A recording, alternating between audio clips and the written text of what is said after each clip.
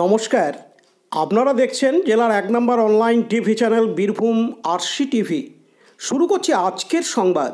বিস্তারিত সংবাদে যাবার আগে দেখে নেব সংবাদ শিরোনাম। মমতা বন্দ্যোপাধ্যায়ের বীরভূম সফরের পরিপ্রেক্ষিতে তৈরি জেলা তৃণমূল।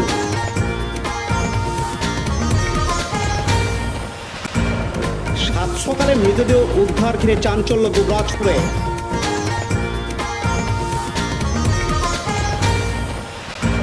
দুবরাজপুর আদালতের বার অ্যাসোসিয়েশনের সভাপতি নির্বাচিত হলেন আইনজীবী মলয় মুখার্জি। শিয়ানে উন্মোচন হতে চলেছে বাউল বিতান পর্যটক নিবাসে। লোকপুর উচ্চ বিদ্যালয়ে সরস্বতী আরাধনা।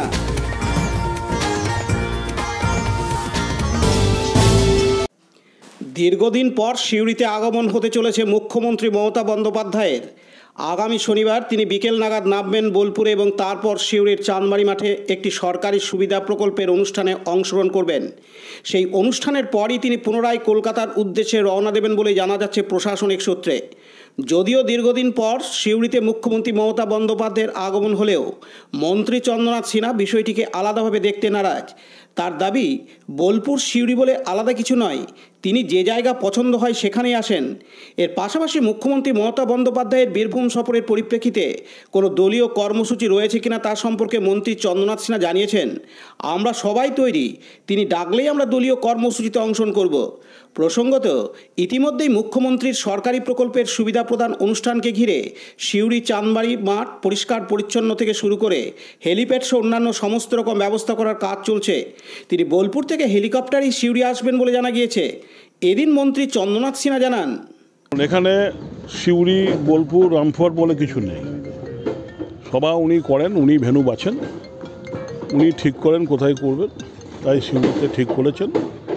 সিউড়ি আমরা সবাই চেষ্টা করছি যাতে সাকসেস মিটিংটা সভাটা সাকসেস হয়। এখনো পর্যন্ত কি কর্মসূচি রয়েছে?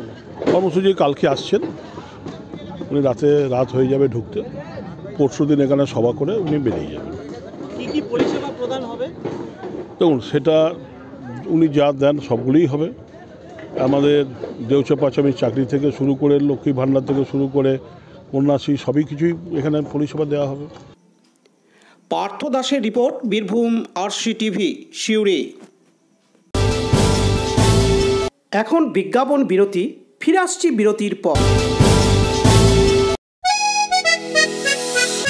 সব থেকে ভালো চিকিৎসা সবচেয়ে কম খরচে, সবচেয়ে কম খরচে। সব থেকে ভালো চিকিৎসা সবচেয়ে কম খরচে, সবচেয়ে কম খরচে। বিশ্বমানের স্বাস্থ্য পরিষেবা মিলবে দিনে রাতে, বিশ্বমানের স্বাস্থ্য পরিষেবা মিলবে দিনে রাতে। মণি মহেশ হসপিটাল, মণি মহেশ হসপিটাল, মণি মহেশ হসপিটাল, মণি মহেশ হসপিটাল। মণি মহেশ হসপিটাল, দুবরাজপুর, বীরভূম। ফিরে এলাম বিরতির পর। দুবরাজপুর থানার অন্তর্গত দুবরাজপুর থেকে বালিজুড়ি যাওয়ার রাস্তার ধারে মাঠের মধ্যে এক বাইক আরোহীকে মৃত অবস্থায় পড়ে থাকতে দেখেন পথ চলতি মানুষজন আজ শুক্রবার 16 ফেব্রুয়ারি। খবর দেওয়া হয় দুবরাজপুর থানায়। মৃতের নাম সোমনাথ মুখার্জি, বয়স আনুমানিক 35 বছর, বাড়ি দুবরাজপুরে। আজ সকালে রাস্তার ধারে মাঠের মধ্যে বাইক আরোহীকে পড়ে থাকতে দেখেন পথ চলতি মানুষজন। দেখা যায় মৃত ব্যক্তির উপর মোটর বাইক উল্টো করেছিল। ঘটনাস্থলে আসে দুবরাজপুর থানার পুলিশ। পুলিশ দেহটি উদ্ধার করে দুবরাজপুর গ্রামীণ হাসপাতালে পাঠায়। পরে দেহটি ময়না তদন্তের জন্য সিউড়ি সুপার স্পেশালিটি হাসপাতালে পাঠানো হয়। এদিন স্থানীয় বাসিন্দারা জানান, আমরা বাড়িতে বসে চা খাচ্ছিলাম, খবর পেলাম, ছুটে ছুটে এলাম, দেখছি তো গাড়ি ওর উপরে চাপা রয়েছে, গাড়িটা পড়ে অ্যাক্সিডেন্টই মারা। আর পুলিশ এলো, পুলিশ না এইখানে দুবরাজপুরেরই বলছে, পাহাড়ি শহরের না কোথাও নিচের বেড়ে এসে দেখছি পুলিশ এসে তুললো লাশটা। ওকে আমার আজকে জ্যাঠামশাইয়ের শ্রাদ্ধ অনুষ্ঠান আছে, সেই শ্রাদ্ধ অনুষ্ঠান নিয়ে কালকে আমাদের রান্না বান্না চলছিল, তরকারি সবজি কাটাকাটি। তো আমাদের কাছে এসেছিল, আমাদের সঙ্গেই বসেছিল। তারপরে রাত 10টা নাগাদ ও ওখান থেকে বেরিয়ে যায়। তো তারপরে সকালে এই খবর পাচ্ছি যে ও এই অবস্থায় আছে। শুনে তো খুবই শখ যে এই ঘটনা তো আমরা রাতে হয়তো জানতে পারলে কিছু ব্যবস্থা করা যেত। 10টা এই সময় না ফোনে যোগাযোগ করিনি। ইনফ্যাক্ট কালকে আমি ওর প্রথম নাম্বার পেয়েছিলাম, আর ফোনে আমি যোগাযোগ করা হয়নি। আমি ওই 6:45 নাগাদ ওর জামাইবাবু মারফত জানতে পারলাম যে এই ঘটনা হয়েছে। সাথে সাথে আমি এখানে আসি।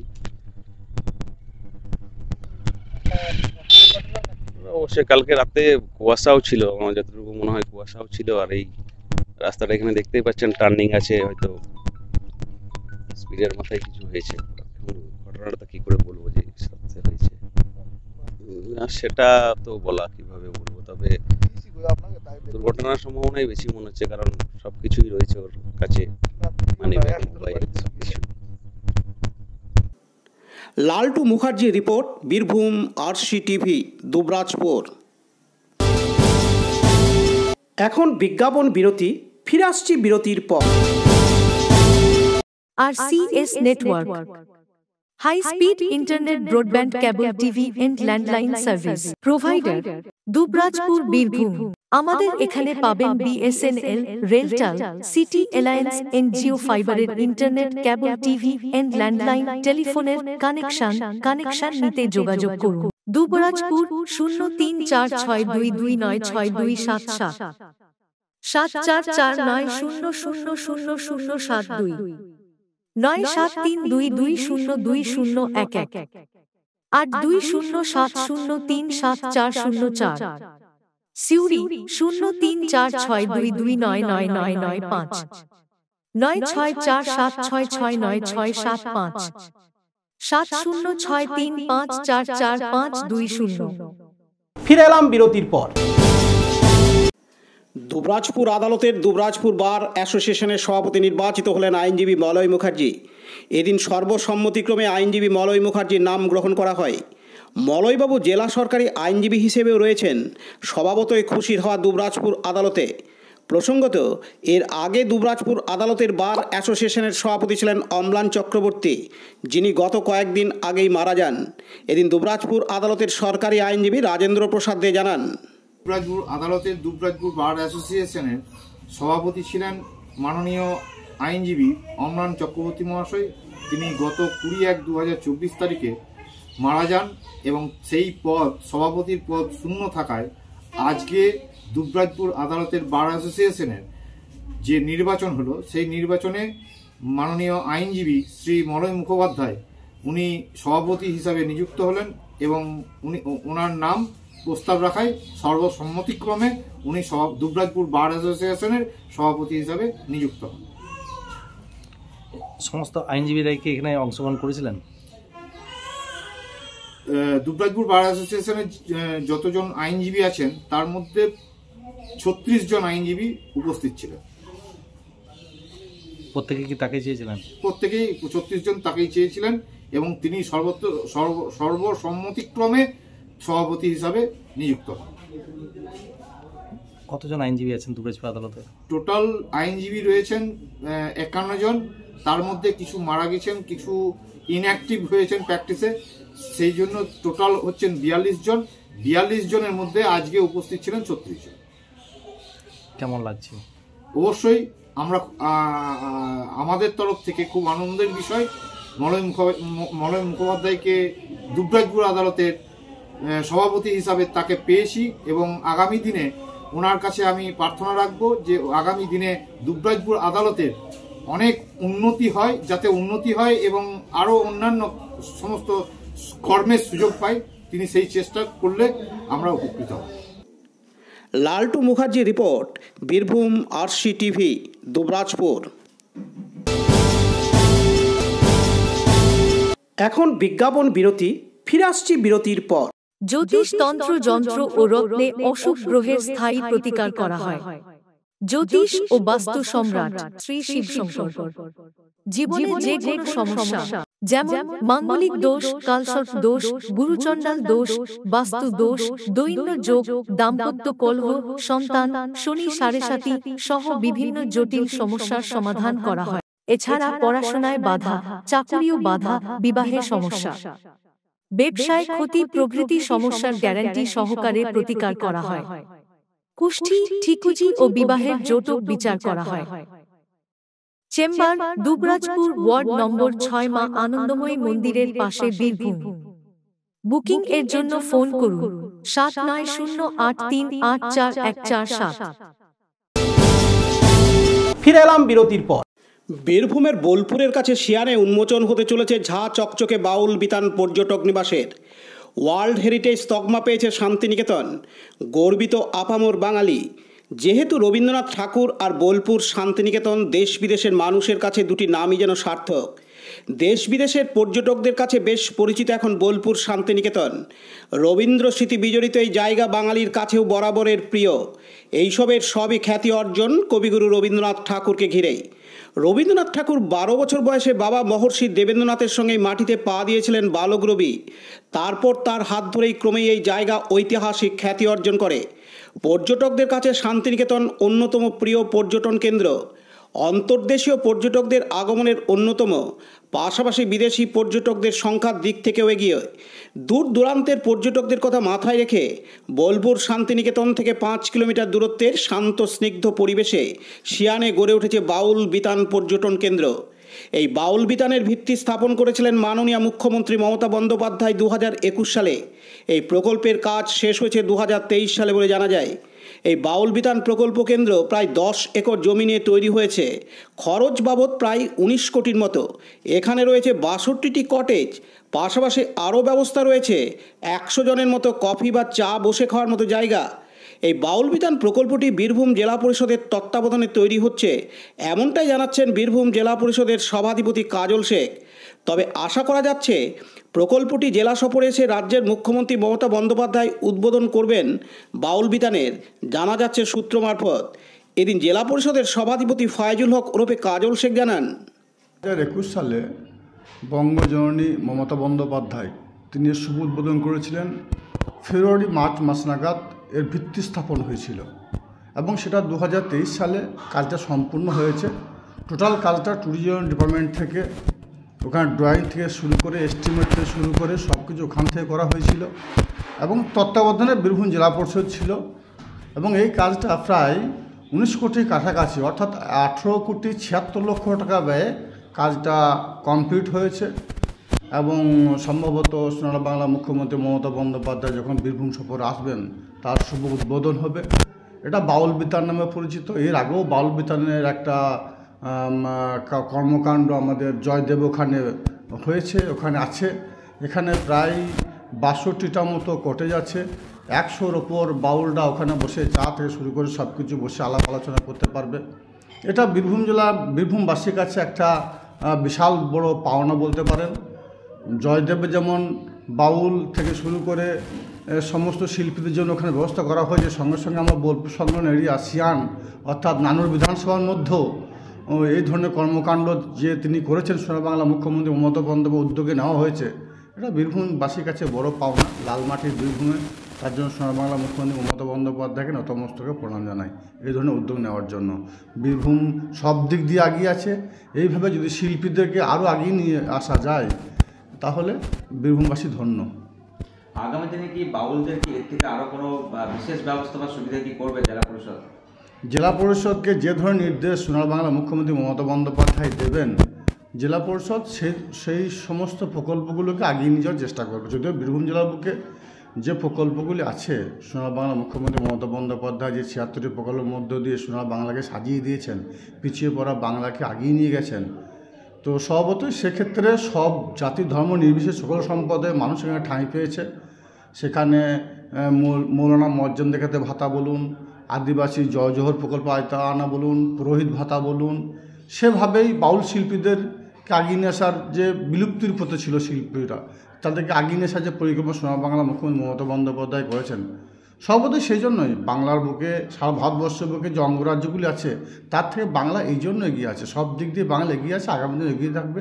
বাংলায় ভারতবর্ষকে পথ দেখাবে সোনার বাংলা মুখ্যমন্ত্রী মমতা বন্দ্যোপাধ্যায়ের উদ্যোগে এবং ওই রাজনৈতিক প্রচেষ্টায়। কাজী আমিরুল ইসলামের রিপোর্ট, বীরভূম RCTV বোলপুর। এখন বিজ্ঞাপন বিরতি, ফিরে আসছি বিরতির পর। আপনার কি দিন দিন ওজন বাড়ছে? ফ্যাট বা ভুঁড়ির সমস্যা? কিছুতেই ওজন কমাতে পারছেন না? আর দেরি না করে বাড়িতে থেকেই সঠিক ডায়েট চার্টের মাধ্যমে লাইফস্টাইল চেঞ্জ করে ওজন বা ফ্যাট কমাতে শুরু করুন। 30 days money back guarantee. 30 days money back guarantee. প্রয়োজনে ওজন বাড়াতে পারবেন। 30 days money back guarantee. 30 days money back guarantee.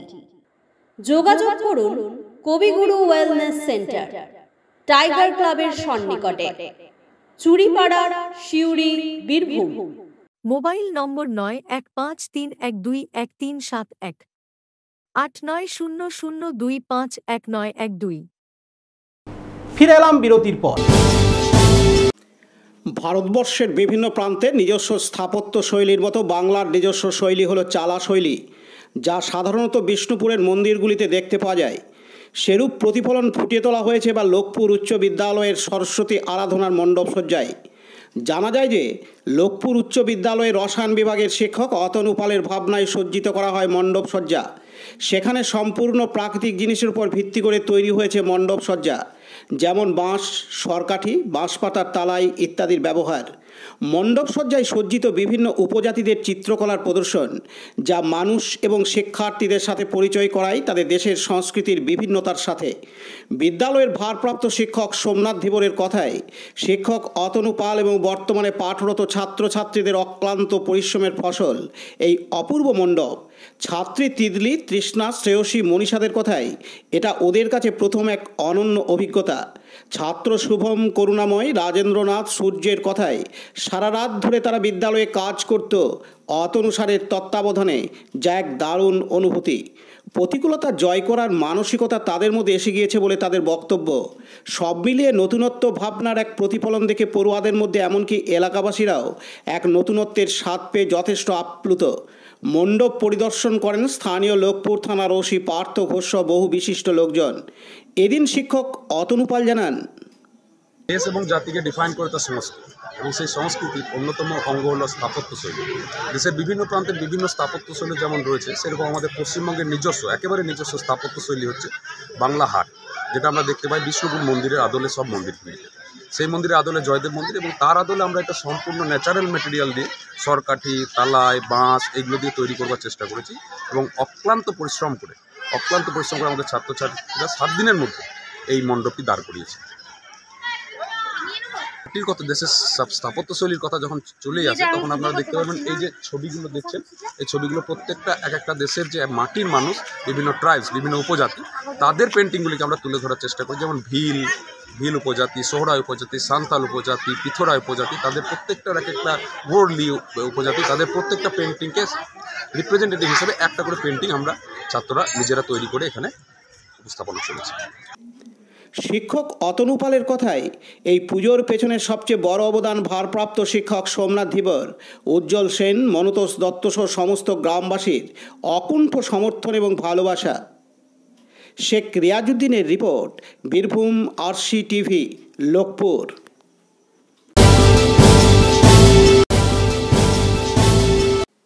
আজকের সংবাদ এই পর্যন্ত। পরবর্তী সংবাদের জন্য চোখ রাখুন বীরভূম RCTVর পর্দায়। নমস্কার।